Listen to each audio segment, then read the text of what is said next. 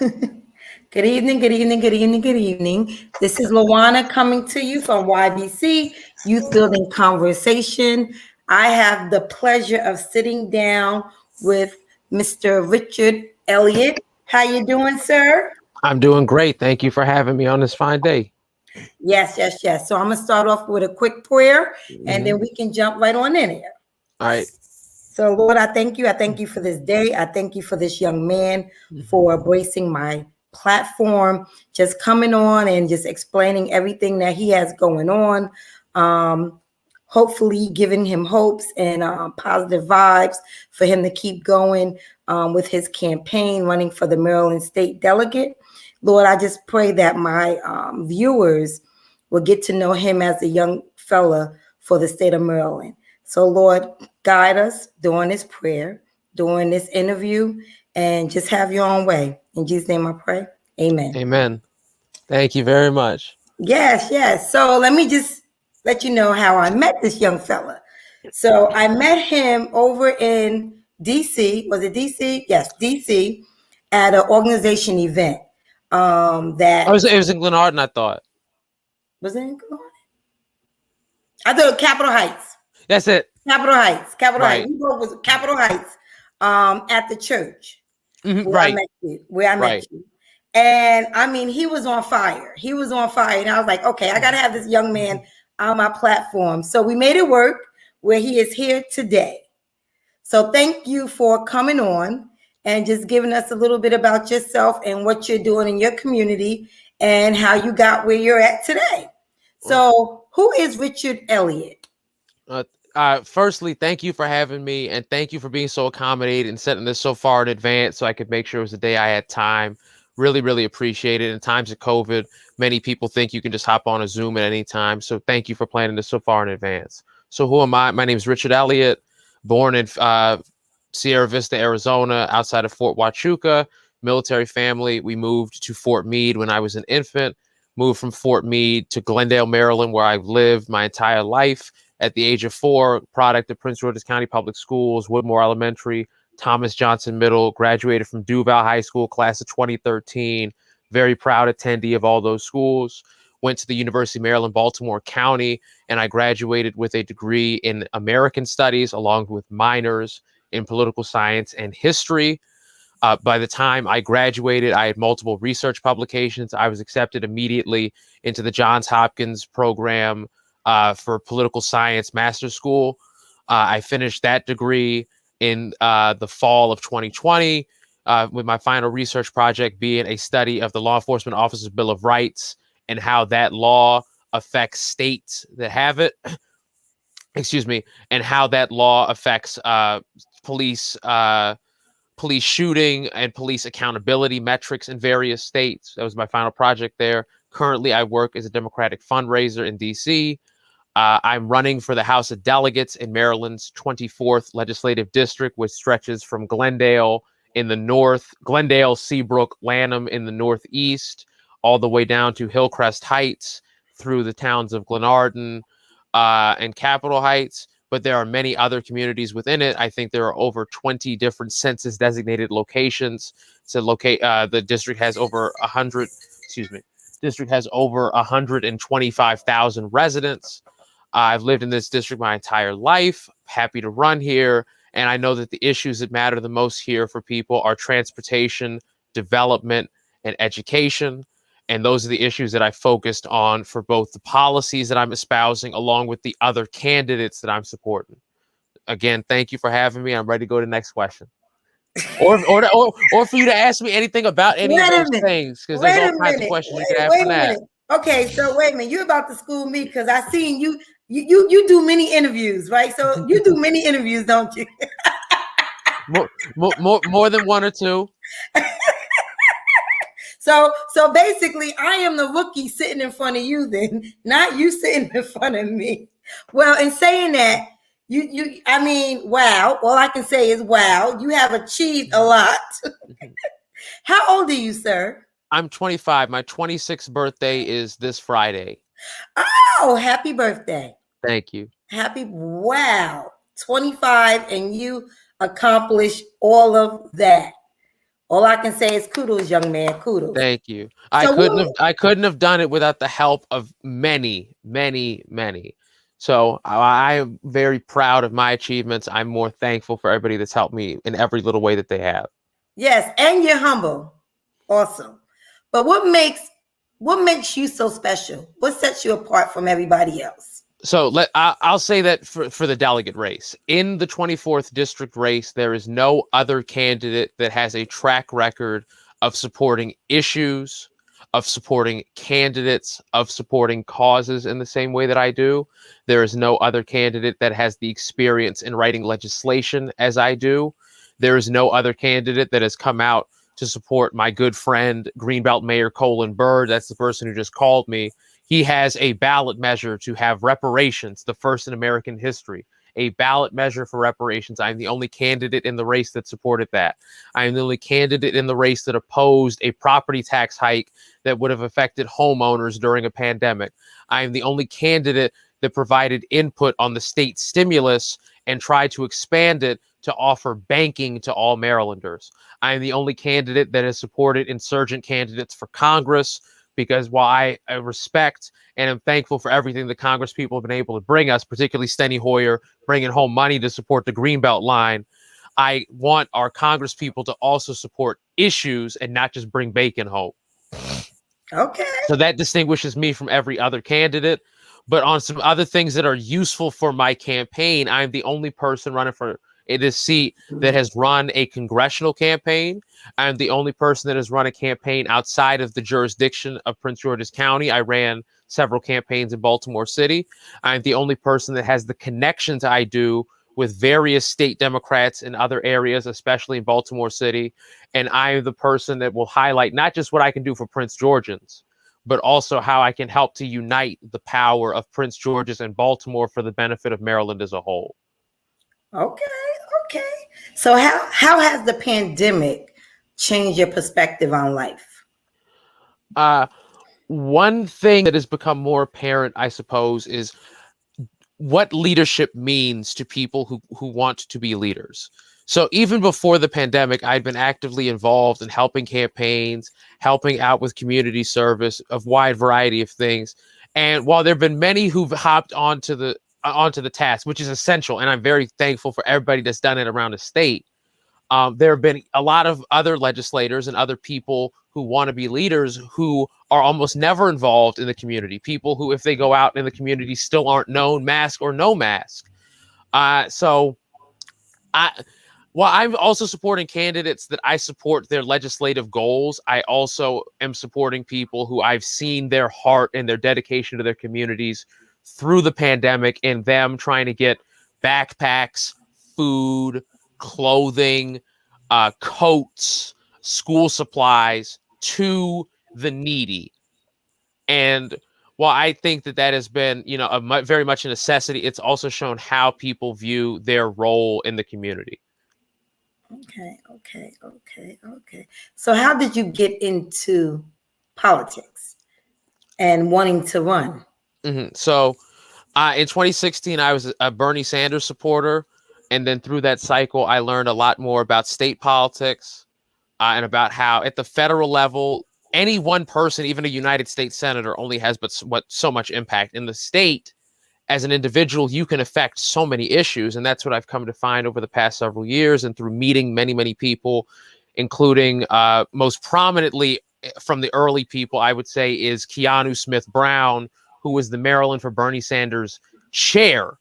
The Maryland for Bernie Sanders chair was a 24 or 25-year-old gay African-American from Annapolis who was able to pick the delegates for the convention. For a young black man who I've known for several years to have that level of power with a front-running presidential campaign really shows the amount of expertise, the amount of leadership people in this age cohort have from, connections that we've had for years. So Keanu Smith Brown's a person I've known for several years. Julian Ivey, delegate from District 47, Mayor Colin Byrd, Logan Endow from Baltimore City. Through these many connections, they made it clear that if I am in Annapolis, and I do believe I have the opportunity and ability to win the seat and go there, there are a lot of people I can work with to accomplish Some big things, for example, guaranteed renewable energy, campaign finance transparency, new school construction, but also little things. I want to get a sidewalk for every neighborhood. Doesn't every neighborhood deserve a sidewalk on both sides? Yes. And there's never been a politician from the area I'm from to even really push for that issue. So there are a lot of little things I can push for through a lot of the big connections I've made in past years. Another asset I have that no other candidate, not just in District 24, but I would say any insurgent candidate, non-incumbent in Prince George's County, I would say none really have that in their track record as much as I do. No offense to any other candidate. Hey, that's great. You're right. We do need sidewalks. I mean, I'm a walker and I'm a runner. Sidewalks and lights. Sidewalks and lights. We need them. Sidewalks and lights. Yes, we do need it.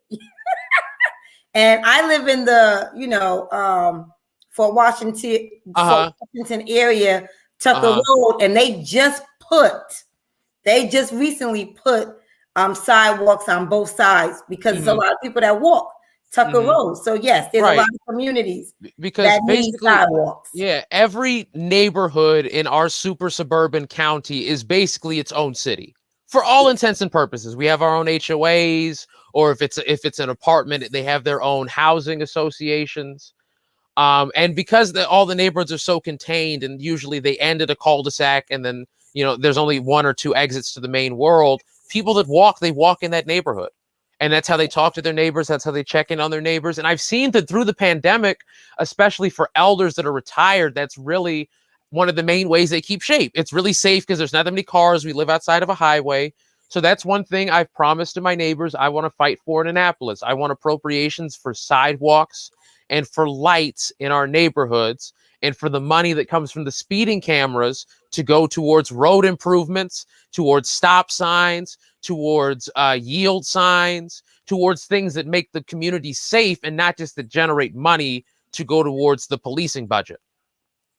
Yes. So what have been your biggest achievements in your life? I know you're running, but what are some other bigger achievements in your life that you have? Some of the things that I hold the most pride in having been involved in or done are, firstly, while I was at Hopkins, I was the only Black male in the graduate program for social sciences. I was the only one. That was inspiration for me to make sure that I graduated, so our graduation rate would be 100%. So graduating from Johns Hopkins with a master's degree in political science as the only African-American, hold one second, as the only African-American male in the program, while that does not give me any respect for the institution, that gives me pride in myself and for the people who are around me that helped me to do that. Being involved in Mayor Byrd's efforts to put a reparations measure on the ballot, a first in American history. I hold great pride in every little bit of strategy talk that we had on that issue. On supporting a lot of the candidates that I've supported, be they Jill Carter, be they Julian Ivey, be they Colin Byrd for U.S. Senate, be they Tim Adams for comptroller, in showing that I have the independence of mind, of political fundraising, of political character to support whomever I deem to be the best fit for any position. I hold pride in that. And I would say, finally, I hold pride in having come out of Duval High School, which has a supposed reputation as, quote, the worst high school in Prince George's County, and to know so many people who graduated from college, who've started businesses, who've gotten master's degrees, who are starting families, and to see the pride they have in me for not just running, but addressing things they've never seen addressed. That's what I have the most pride in, is that the community that I'm from has shown resolute, genuine support, and I am so thankful for it. I can't put it in words. Wow. That's more, that means more to me than anything I've ever done, because that's only my accomplishments, but the accomplishments of my entire school, in spite of grade fixing scandals, in spite of a massive school to prison pipeline, in spite of policing in the schools, the people that I was with, a decade plus ago have still achieved. That's the actions of many. So there's more pride to hold in the actions of many than the actions of any one. Awesome. Okay. So what are some of your obstacles you have faced? I would say that, like, mainly in politics that and it's not an obstacle any grander than anybody else, but it is an obstacle nonetheless, is that in politics I have had to fight for every lick of name recognition, every conversation with an elected official, every dollar I've had to raise.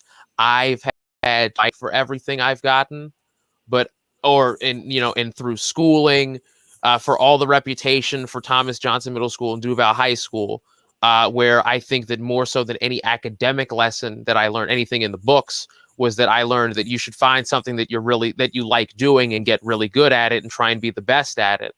But I think that those obstacles have been some of the best learners. And for any opponent that I ever face in any race, knowing that I've come to where I am from where I was, that's not an obstacle anymore. That's a point of pride. That's a point of intense pride. And that's something that I know if I've been able to do, I can do damn near anything I try to do. Excuse the profanity. Okay. No, that's good. Turning your obstacles into success. I mean, because we all have obstacles that we have to come against. And at least you see them as, okay, so I'm learning. It's a learned lesson, but I turned it to my good. So who do you look up to far as mentor? Someone mentors that's mentoring in your life. Yes. So I think some of my biggest mentors have been, especially in teaching me the ways that Annapolis functions and how to better understand legislation, have been, in particular, Senator Jill P. Carter, the author of the police reform legislation that passed last session. Senator Mary Washington, who's been an advocate on trying to fight homelessness, especially for youth in the state, for years. Senator Charles Sidner, who's an alum of both Hopkins and UMBC, like myself, also an advocate on police reform. Delegate Julian Ivey, who I confer with to know a lot of things that are going on in this county. Mayor Colin Byrd, youngest African-American mayor in the country.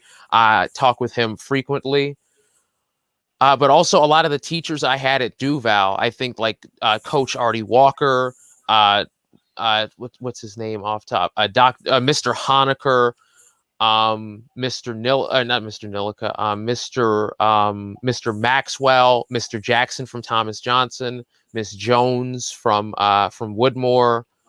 While I was at Thomas Johnson, and Dr. Swift, the principal at that time, she was rather nice to me and like very, very helpful. And Dr. Beach Martin, my guidance counselor, who helped convince me to go to the University of Maryland, Baltimore County, which I think was one of the best decisions I've ever made. But I think one of the things that I've learned is most important about leadership, or being a leader, or trying to be a leader, is listening to as many people as possible. So while I'm not going to say that people are necessarily mentors, they're definitely people that I listen to try and get a gauge of what's going on in the state, about what's best to do for the people in the state, and to know for what's best for people in their own areas. Because Maryland is, I think, Maryland and Prince George's County are very unique places. The issues that affect Laurel, or how people think about things in Laurel, are very different from, Bowie or Capitol Heights or Glenard, municipalities that are maybe 20 minutes away. So by knowing people in so many different areas of the state, from having talked to so many people from so many years, I'm able to maintain a very good pulse of every little corner, just as much as I am of my own area, by my own connections in my area. So what do you do outside of politics? So right now up on the screen, I was playing a game of 2K. Today was my day off. I was enjoying a game of 2K playing with the Denver Nuggets. I'm a big fan of Nikola Jokic. Huge fan of NBA content. Like, I think the best place to learn about NBA stuff is on YouTube. So when I'm at work and I'm trying to learn, or you're just trying to do something at work, and I'm trying to turn my brain off so I can do the task, listening to NBA stuff. I'm a big Wizards fan, but I'm also a fan of like players, especially Kevin Durant. Huge Kevin Durant fan. Wish the best for Kevin Durant. I was at the polling place in Seat Pleasant, the town that he's from, and it's a gym that he paid for. It's a gym that he built. So very real impact. In Prince George's County, as a point of pride, we are one of the biggest talent producers in the country for basketball talent. Even the high school that I went to was darn near a basketball academy and had people coming from all over the county. So huge fan of NBA, big fan of 2K, checking in with people to see, like, for various people around the state, even if it's not in my area, making sure they're good, checking in on how they're doing, making sure they're, you know, raising money, all that kind of stuff. Huge fan of movies. I watch movies and TV shows all the time. My degree in American Studies, the first class I ever took was a class about films. Huge shout out to Dr. Ellen Gorman, the best professor there ever will be. American Studies, I took like 7 classes with her, and she helped me better understand how to analyze films. So now I watch a lot of political stuff with a better analysis. Okay. Wait, give me one. Can we pause this for 1 second so I can go downstairs? My family's called me for something. Go ahead. Okay. Can we cut that out of the interview later? No, we can't. Okay. No, if we can't, we can't. I'm sorry. But if you need to go take care of something. I need to go take care of something. Give me a second. Okay. As you guys can see, yes. He's very smart. Into the politics. So it's like I'm the student here. So he had to go handle something with his family, which is okay. He's a gamer. Hey, I think he's back. I'm sorry, I'm back. Okay, awesome. So, do you think the millennials is sick and tired of what's going on in the world and in our area? Absolutely, because our area is unique in that we have achieved a level of Black wealth for a crop of people who are reaching adulthood, who can be fully independent in politics, who can be fully independent in their assessment, who can, go out and get good jobs. Like, I don't need to run for anything necessarily. I'm not doing it because I want a job. It would be a pay cut to become a delegate relative to what my current job is. But I think that there's such access to information. There are so many highly educated people. There are so many people who, even if they're not necessarily educated by school, you can learn stuff just from the internet. That I think are, because I technically am at the edge of millennials and Gen Z. Like, I'm literally the year that's the transition. But I do think that the millennial generation and the Gen Z generation in coming decades are going to portend huge, enormous changes for American politics, for Maryland politics, for Prince George's politics. Already are. We already have the youngest school board in the entire United States. Wow. And there's actually a very, very good segment that you can find on Twitter about an attempt to unseat them by the county executive. Oh, wow. So do you have a lot of rallies that you guys do together? Yeah, I've attended some rallies with the school board, but it's primarily been in past races, the elected members of the school board I have supported in their races, along with on races where we have aligned. They supported Tim Adams to be mayor of Bowie. Tim Adams was elected as the first Black mayor of Bowie in 2019 and is now running for comptroller of the state. So along with Ed Burrows, Rahila Ahmed, Joshua Thomas, David Murray, and several others of the elected school board block, they help support Tim. I help support Tim. So can you explain to my viewers, Maryland House Delegate, what does that mean and what does that look like? So in our state, we have a body. We have the state General Assembly, of which there's the House of Delegates, there's the state Senate. House of Delegates, there's 141 members. Each district has at least each district has 3 members, but some districts are broken up some ways. The vast majority of districts just have 3 members. Some districts, for example, 23, which is Bowie, but it's split in between white Bowie is 23A, but black Bowie and Upper Marlboro is 23B. So all the districts have 3 members, but sometimes it's split into 2 in one part and 1 in another. In this district, There are 3 members. I'm not going to give those 3 free, or well, there's 2. One of them is stepping down to become a U.S. Attorney, but there's 3 members, one of which is stepping down. I'm not going to give the other 2 free name recognition. In the House of Delegates, there are several committees. So there's Health and Government Operations, which deals with things relating to health, things relating to COVID and testing, and the vaccine went through that committee. Jocelyn Pena-Melnick of Prince Georgian is the vice chair of that committee currently, and I believe in short order she's going to become the chair. There's the Economic Matters Committee headed by Derek Davis, Prince Georgian District 25, who is preparing for something big, which I'm not going to say on this program. There is the Environment and Transportation Committee. That's the committee I want to be on, that deals with, as I stated, environment, transportation, but also housing. I support regulations that protect tenants in apartments. I was an apartment dweller for much of my life, and when I lived in college for some of that period, I lived in an apartment. There needs to be much better protections for tenants, and there needs to be rent control, a lot of other things to make sure that tenants have the best conditions possible. That's environment, transportation. There is also a committee called Executive Nominations, which goes into how they appoint people for certain committees in the state. Am I forgetting any of the committees? There's also Judiciary, which deals with like law, policing. And then, basically they have the same style of committees in the state Senate. In the committees, each member introduces legislation if it relates to that committee. So, for instance, my bill that would require a tenant's bill of rights that would make sure that every single tenant is guaranteed heating, cooling,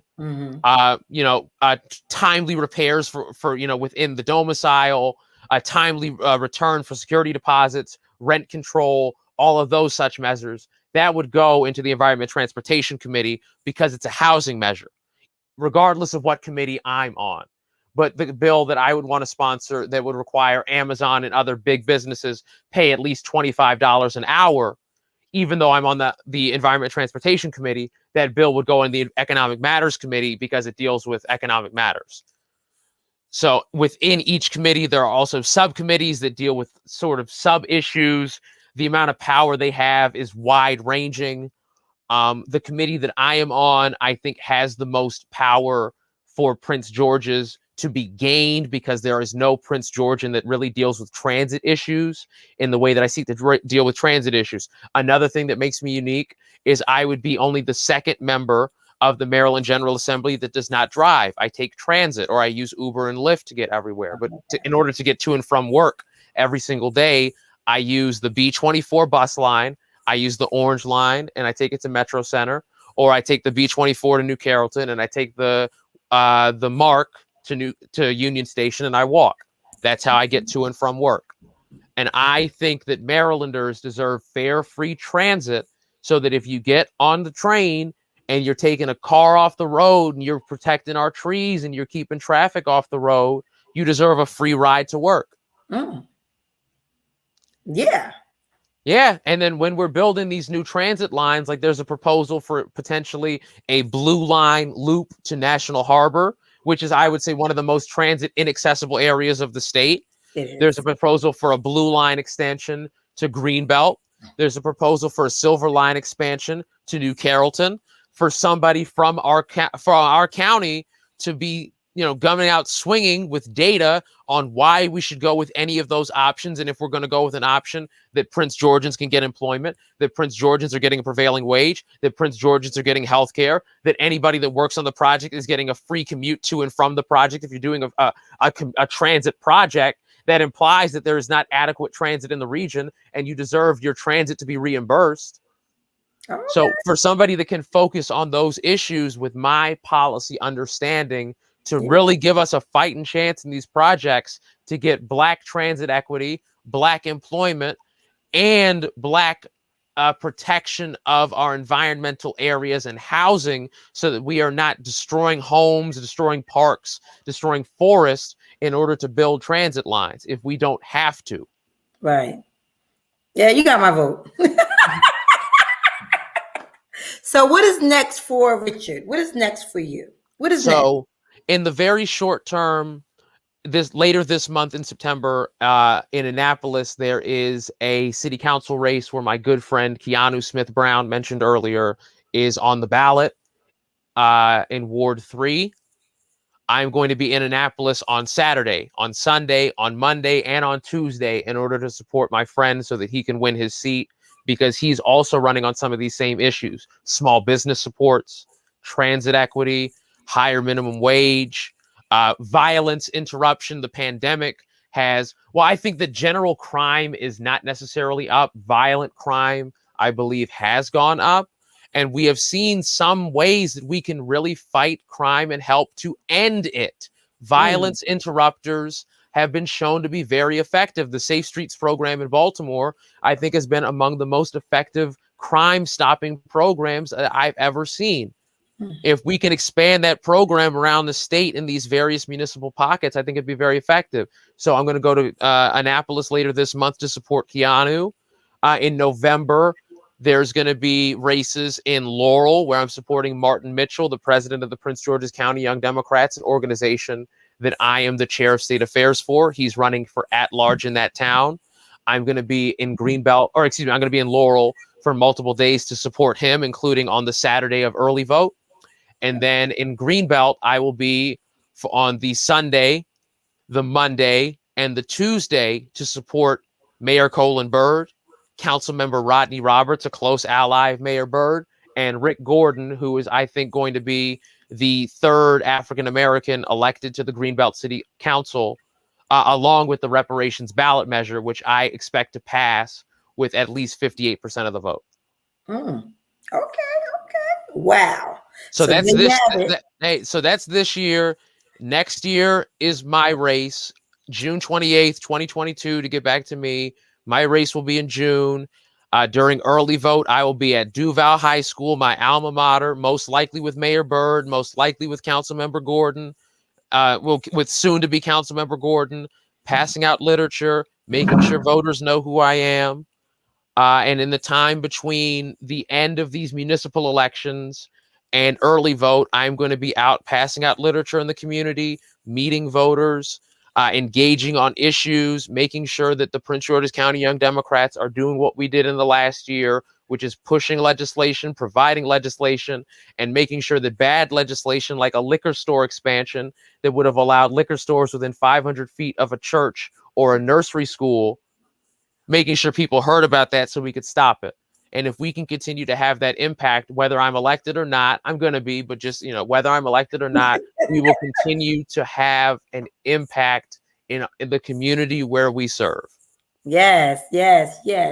So can you leave my young women and men who is inspired to get more involved in their community some encouraging words, and also let them know how they can get involved? Especially, you mentioned you have the young delegate.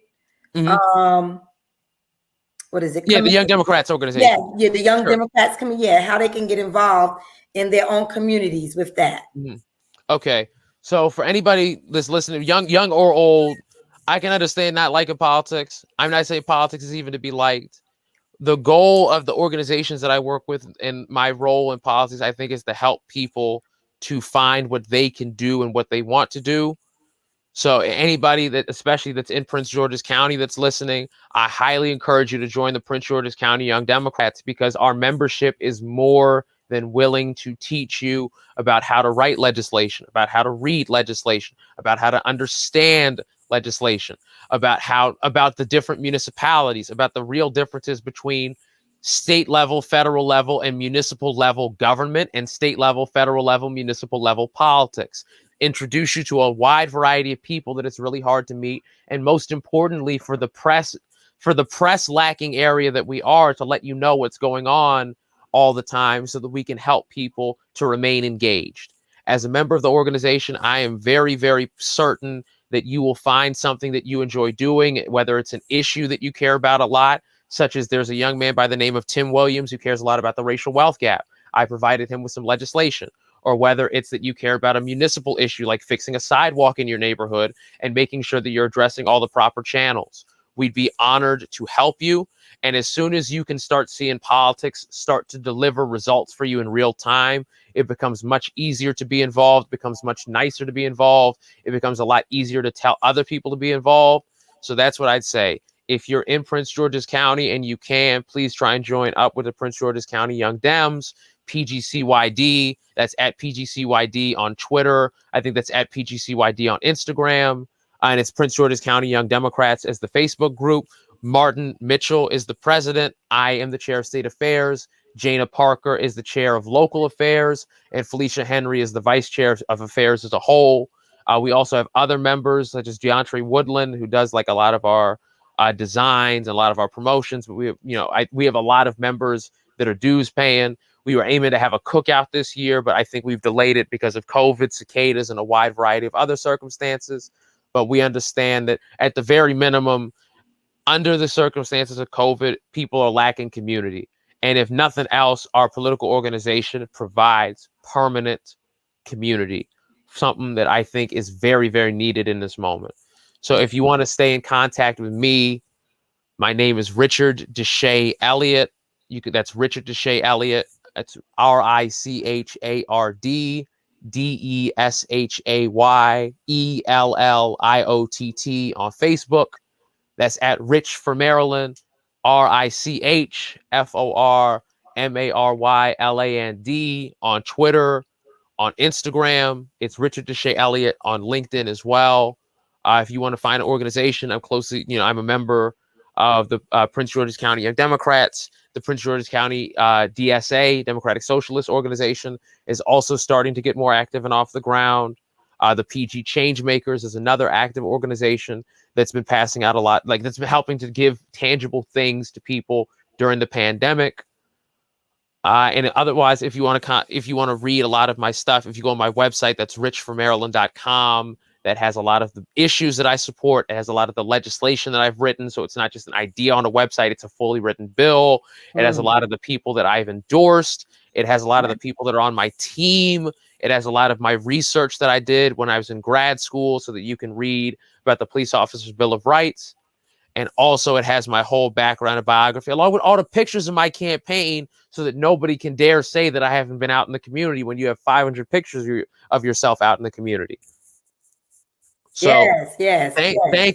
Thank you for having me. Yes. I feel very optimistic about my chances for success, and every conversation I get to have with somebody who talks to as many people as you do makes me feel even better about it. And now, for the most important thing about a legislator, you've heard now that I'm ready. You've heard now that I'm qualified. You've heard that I've invested. But now you know how to contact me. So if I'm messing up, you can call me and curse me out.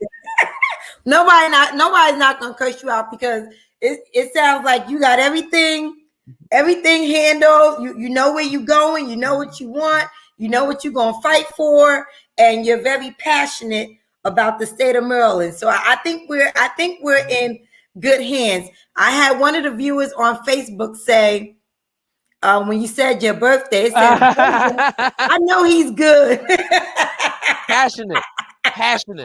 I am passionate for my district and for my I'm constituents. gonna make sure you send me all your handles and your website so I can put it back in underneath so they can contact you and help you out. But look, 25 going on 26, very smart young man involved in the state of Maryland, and just on fire. And he is here to help not only the millennials or the Generation Z. Even got his T-shirt on. Okay. And there's one for you in the bucket whenever you want to get it.